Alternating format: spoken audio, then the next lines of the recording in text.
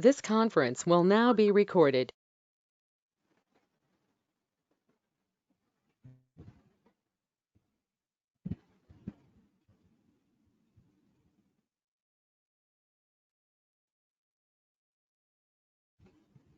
So anal canal, it is located in the anal triangle, that is in the perineum, extends.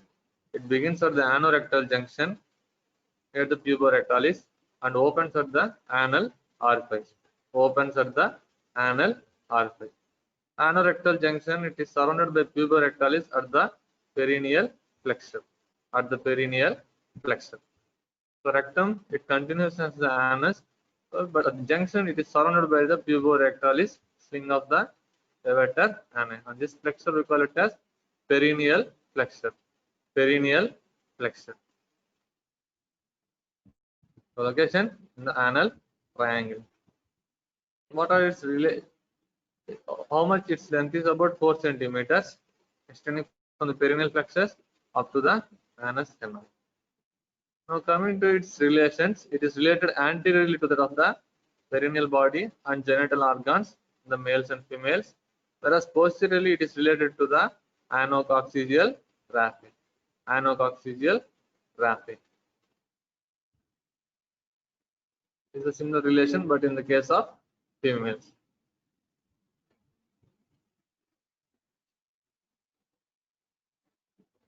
Going to the interior of the anal canal, depending upon its developmental aspects, it is divided into endodermal part or upper part, ectodermal part or lower part. Endodermal part or upper part, ectodermal part or lower part. The length of the endodermal part is 15 mm, whereas ectodermal part, it is again divided into 15 mm and 8 mm by white line of Hilton. White line of Hilton. And remember that the upper part is lined by the columnar epithelium, whereas the lower part it is lined by the staphylococcus squamous and the lowermost part by the skin. At the junction between the upper part and the lower part, we see the remnants of the pectinate line, or remnants of anal membrane. We call it as pectinate line. Pectinate line. Then it will have a longitudinal mucosal folds. We call it as anal columns. Anal columns.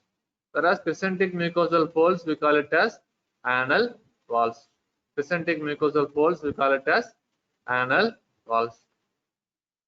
Then between the middle part and the lower part, you see the white line of Hilton. It represents the mucocutaneous junction and also the intersphincteric group. That is between the internal anal sphincter and also external anal sphincter junction. Junction between the internal anal sphincter, external anal sphincter. So this is about the interior of the anal canal. So interior of the anal canal. So differences are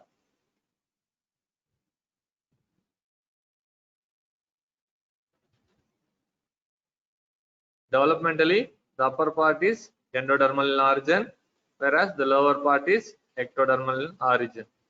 The innervation, since it is endodermal, it is receives the autonomic nerve supply, which is insensitive to pain. Whereas the lower part is supplied by the somatic nerves, hence sensitive to pain and temperature. The epithelial lining, it is lined by the simple columnar, whereas the lower epithelial lining is by the staphylococcus squamous at the lower end by the lining of the skin. That is staphylococcus squamous non-keratinized epithelium. Arterial supply, it receives the blood from the superior rectal artery, whereas the lower end, it drains the blood to the inferior rectal artery. Venous drainage, upper part, it drains into the superior rectal vein. Lower part, it drains into the inferior rectal vein. Lymphatic drainage, the upper part, it drains into the internal iliac lymph nodes, whereas the lower part, it drains into the superficial inguinal group of lymph nodes. The hemorrhoids, that is nothing but the saccular dilatation of the or variceal dilatation that develop on the upper part, we call it as internal hemorrhoids. The one which develop at the lower part, we call it as external hemorrhoids. External hemorrhoids. So this is the main thing we should learn in the anal canal portion. So it is divided into the upper part and the lower part, where the upper part is developed from the endodermal, which is insensitive to pain. Next, it is lined by simple columnar, where it receives blood supply from superior rectal artery, drains to the superior rectal vein, and the lymph nodes into the internal iliac, and the variceal dilatation which develops in the submucosal area, we call it as internal hemorrhoids or internal piles. If it develops from the lower part or below the pectinate line, we call it as external hemorrhoids. It is most sensitive to pain compared to the upper part. This is the main thing you should learn in relation to the anal canal.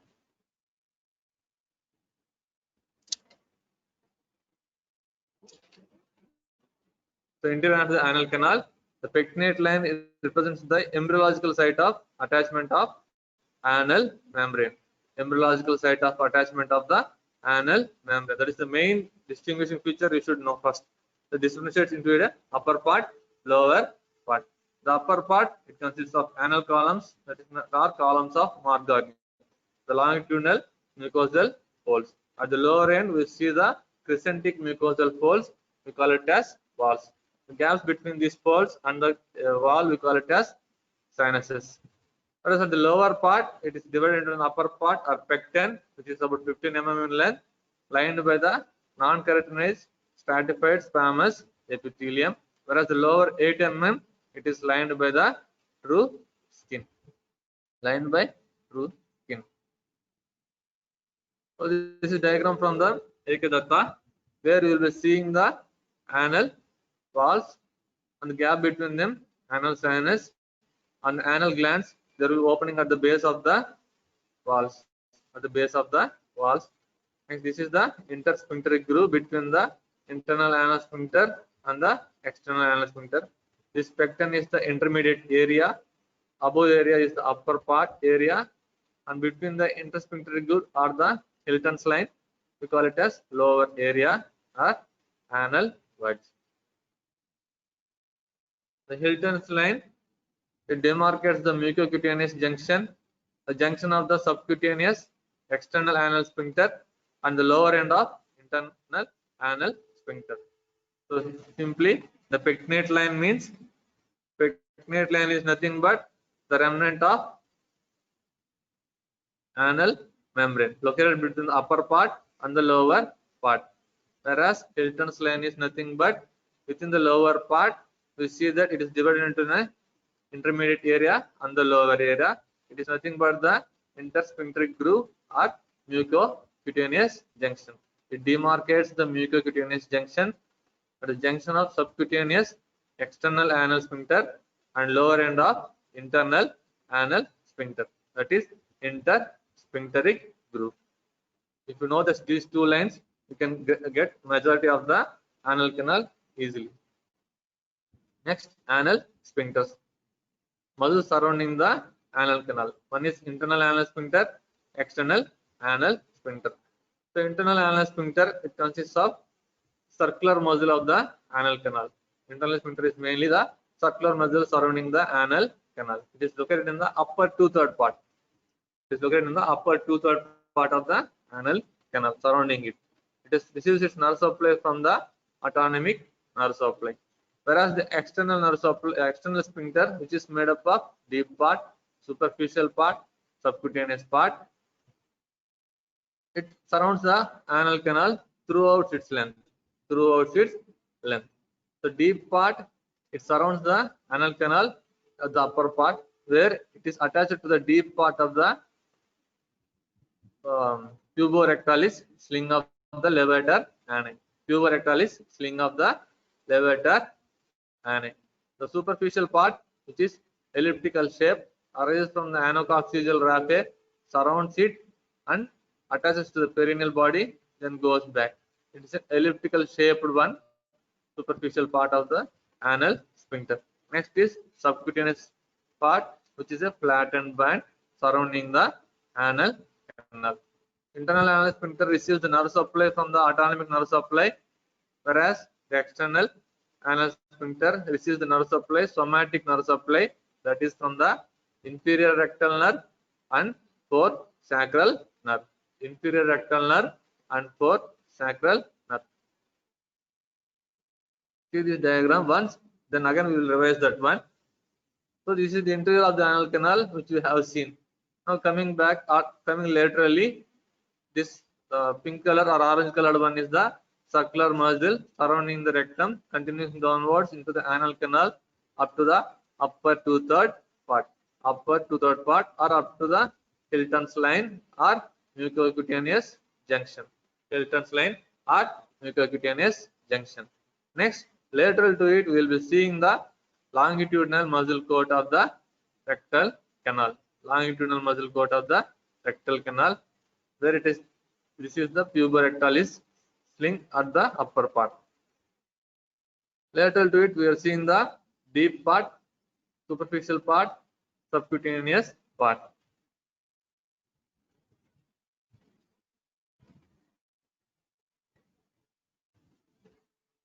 So this internal sphincter, it is located only up to the upper two-third part, whereas the external anal sphincter, it is located throughout its length.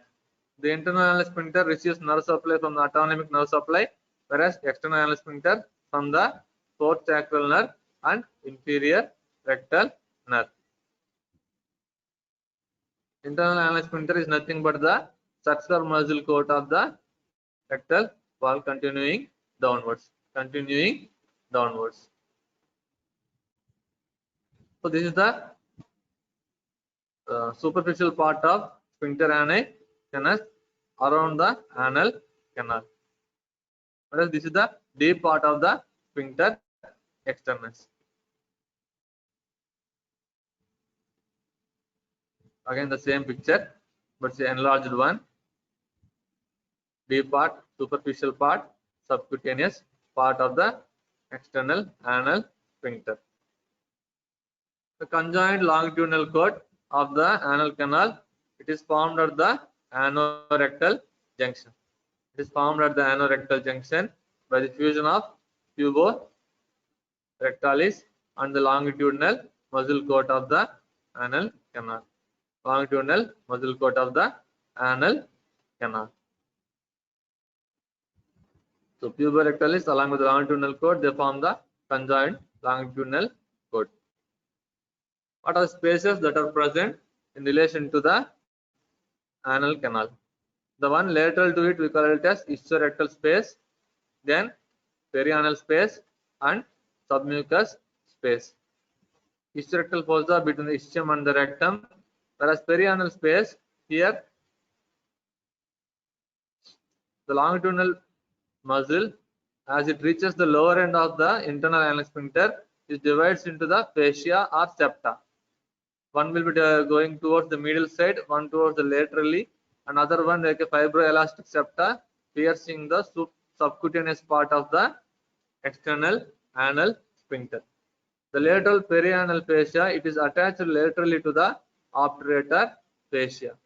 As a result, a space is formed between the perianal fascia and the skin. We call it as perianal space. Perianal space. Whereas between the ischium and the rectum, we see the ischiorectal fossa. And then between the mucous membrane and the internal anal sphincter, we will be seeing the submucous space which contains the rectal vessels.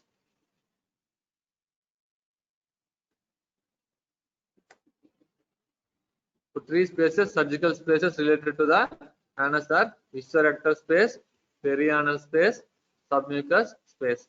Submucous space contains the varices dilatation of the venous system, which will be draining into the superior rectal vein and also to the inferior rectal vein. Arterial supply. Upper part drains into superior rectal artery. Upper part is supplied by the superior rectal artery, whereas inferior part to the inferior rectal artery. Supplied by the inferior rectal artery. So remember, always artery supply means will drain.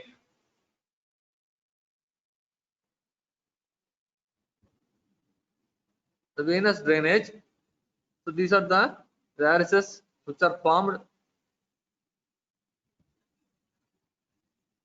Varices which are formed in the submucosal places, that is the internal rectal plexus. At the near the perianal, we will see the inferior or external rectal venous plexus. There they will be draining into the superior rectal vein. The superior rectal vein, it drains into the portal vein, whereas inferior rectal vein, it drains into the internal pudendal vein. Internal pudendal vein, and finally into the caval system. Caval system. So this variceal dilatation which are present between the mucus and the sphincter ani internus, if they get dilated, we call it as hemorrhoids. We call it as hemorrhoids. If they are present above the pectinate line, we call it as internal hemorrhoids. If they are present below it, we call it as external hemorrhoids. Internal hemorrhoids and external hemorrhoids. The internal hemorrhoids are relatively painless compared to the external hemorrhoids. So what are hemorrhoids means? The variceal dilatation will deal it in clinical anatomy, but for at this relevance, I am telling you internal hemorrhoids, external hemorrhoids.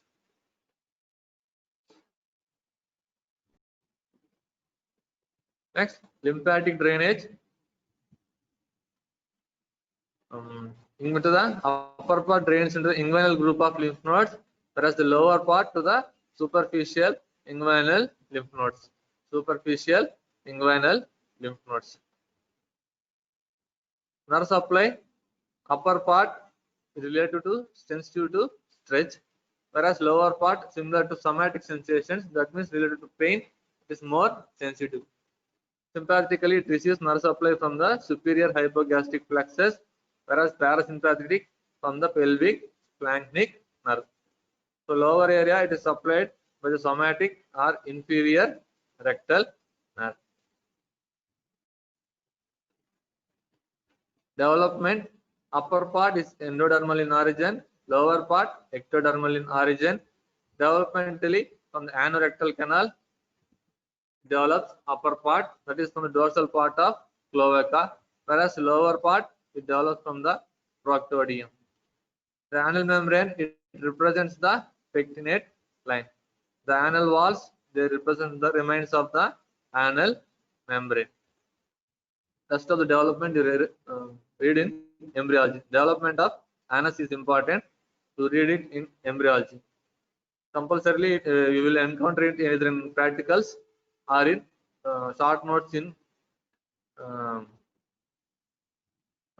short notes in exam. But remember, anal canal development is important. The anomalies are common in anal canal. Clinical anatomy: internal hemorrhoids, external hemorrhoids, fissure in anorectal canal, fistula in anorectal canal. So before going to the hemorrhoids, fissure is nothing but just a slit in the mucosal rupture, especially in the anal wall. That too in the posterior midline, and it is more painful because of the somatic nerve sensations which are involved. Whereas the fistula in anorectal canal is nothing but a communication which gets epithelialized between the internal cavity and the external skin. It is most common in the lower level. So these are the fistulas, are nothing but communication tracts between the internal cavity and the skin which gets epithelialized. But the two, the lower one are most common. The hemorrhoids, they are divided into internal hemorrhoids, external hemorrhoids. The variceal dilatations of submucosal and perianal venous plexus. Variceal, the varices means similar to the varicose veins of the lower limb. Varicosis means just dilatations, abnormal dilatation of the veins. The variceal dilatation of submucosal and perianal venous plexus, we call it as hemorrhoids or piles. Internal hemorrhoids, external hemorrhoids. Internal hemorrhoids are nothing but saccular dilatation of the tributaries of the suprarectal vein above pectinate line. So simply, internal means above pectinate line.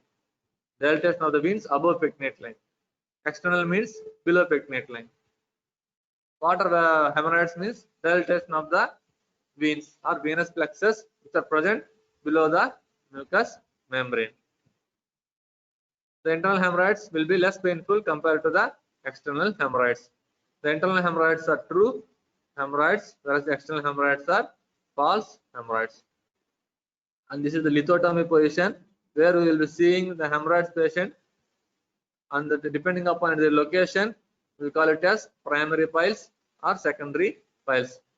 So if it is located in the 3 o'clock, 7 o'clock, 11 o'clock, we call it as primary piles. If it is more than that, if it is located in other locations, we call it as secondary piles. Secondary piles. And this is the picture for atlas, for just for a reference, showing about the anal canal and the sphincters along with the mucus plexus. So finally, the objectives: location, anal triangle, extent 4 centimeters, relations, perineal body anteriorly, posteriorly, anacoccygeal raphe, interior of anal canal. First, you have to demarcate two lines. One is pectinate line, another one is Hilton's line. The pectinate line divides into the upper part, lower part. It is nothing but the remnant of anal membrane. What about Hilton's line? The lower part is again divided into mucocutaneous junction or intersphincteric. What are the two sphincters means? External anal sphincter, internal anal sphincter. The interior of the anal canal, we will be seeing the interior is the most common. We will see the longitudinal folds, we call it as anal columns or columns of Morgagni. Lower end crescentic folds, we call it as anal walls. And rest of the things you read. Next is anal sphincters. We will be seeing the two sphincters, internal sphincter, external anal sphincter. Internal sphincter is nothing but a circular muscle cord, whereas the external anal sphincter is nothing but it is made up of three parts: deep part, superficial part, subcutaneous part. The deep part is round, whereas middle part is elliptical shape, whereas the lower part is flattened shape. And the surgical spaces are the one surrounding it will be ischiorectal space, perianal space, and the submucous space. The longitudinal cord muscle, it divides into medial and lateral septum along with other small fascia which divide the subcutaneous part of the anal canal. So between the perianal fascia and the skin, we will be seeing the perianal space. And I forgot to write here the arterial supply. The upper part into superior rectal artery, lower part inferior rectal artery. Next, venous drainage. The upper part into superior rectal vein, inferior part into the inferior rectal vein. Next, lymphatic drainage. Upper part into the internal iliac group of lymph nodes, lower part into the inguinal group of lymph nodes. Developmentally, from the upper part endodermal, lower part ectodermal in origin. Endodermally from the upper part, endodermally from the anorectal canal, dorsal part of the cloaca, whereas the lower part from the ectoderm of the proctodium. Clinical anatomy, the variceal dilatation or variceal dilatations which develops in the upper part or above the pectinate line, we call it as internal hemorrhoids. The one which develops below the pectinate line, we call it as external hemorrhoids. Hemorrhoids are nothing but dilatation of the veins or venous plexus that are located between the mucus and the internal anal sphincter. They will be draining into superior rectal vein and also into the caval system. These hemorrhoids, sometimes if at all any obstruction to the venous drainage occurs, they can occur. The clinical anatomically other one is fistula, fissure in ano. Fistula is nothing but communication. Fissure is nothing but slit in the walls. What about clinical anatomy means the patient will complain of passage of stools. They will complain either coming out of swelling or any passage of bleeding. Then we will examine the patient in lithotomy position. In lithotomy position, we will be seeing for any slit in the skin or any mass coming out during pushing. If the mass comes, then we will check with the help of a finger, and we will decide further.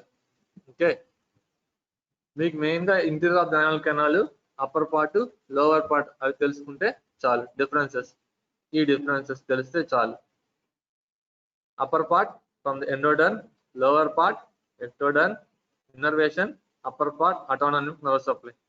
Autonomic nerve supply కదా కాబట్టి relative గా pain insensitive, అంటే pain కి అంత ఎక్కువ sensitive ఉండదు అనమాట. అంటే బాగా గిచ్చితే నొప్పి వస్తుంది అంటారు కదా, అది పెయిన్ ఇన్సెన్సిటివ్. కొంచెం గిచ్చిన నొప్పి వచ్చేదాన్ని we call it as pain sensitive. Epithelial lining, upper part simple columnar, lower part stratified squamous, arterial supplied by the superior rectal artery, lower part inferior rectal artery. Next, venous drainage, superior rectal vein, that is into the portal system. Next is inferior rectal vein, which drains into the caval system. Lymphatic drainage into the internal iliac group of lymph nodes, whereas the lower part it drains into superficial inguinal group of lymph nodes. Hemorrhoids are internal hemorrhoids and external hemorrhoids.